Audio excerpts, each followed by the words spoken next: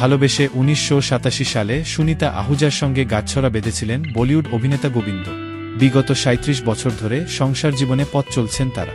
বর্তমানে গোবিন্দ সুনিতার ২ সন্তান রয়েছে, ছেলের নাম যশবর্ধন ও মেয়ে টিনা। দীর্ঘ এই সংসার জীবনে অনেক উত্থান পতন থাকলেও কখনো হাত ছেড়ে দেননি গোবিন্দ সুনিতা। ভালোবেসে আগলে রেখেছেন দুজনকে। মাত্র ১৮ বছর বয়সে গোবিন্দের সঙ্গে ঘর বাঁধেন সুনিতা। সম্প্রতি এক পডকাস্টে অতিথি হিসেবে হাজির হয়েছিলেন গোবিন্দের স্ত্রী। সেখানে অভিনেতার মায়ের সঙ্গে প্রথম সাক্ষাতের স্মৃতিচারণ করেছেন তিনি। একই সঙ্গে অনেক অজানা কথাও শেয়ার করেছেন সুনিতা।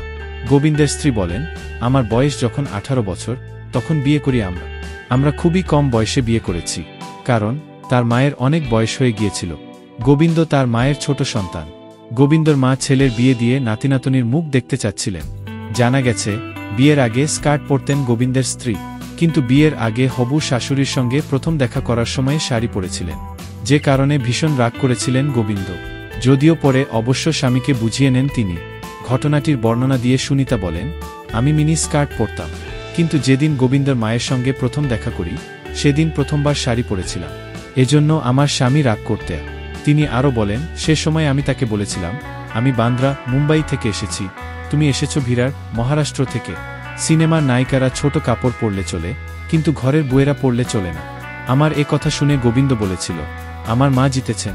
অভিনেতার স্ত্রী বলেন, গোবিন্দ তার মাকে ছাড়া অন্য কাউকে যদি ভালোবাসে তবে সেটা আমি, কারণ গোবিন্দ মেগাস্টার হওয়ার আগে থেকেই আমি তার সঙ্গে ছিলাম। আমি তার দুঃসময়ে যেমন পাশে ছিলাম, তেমনি সুখের সময়েও পাশে ছিলাম। ৪০ বছর একসঙ্গে থাকার কারণ অবশ্যই আমাদের আছে। সুনিতার ভাষ্য, ব্যক্তিগত জীবনে গোবিন্দ একজন সেরা বাবা, স্বামী ও সন্তান। তার ইচ্ছা গোবিন্দের মতোই এক সন্তান লাভের, যে মা বাবার প্রতি দায়িত্বশীল হবে। প্রসঙ্গত, ৩ বছর প্রেমের পর ৭ পাকে বাধা পড়েন গোবিন্দ সুনিতা।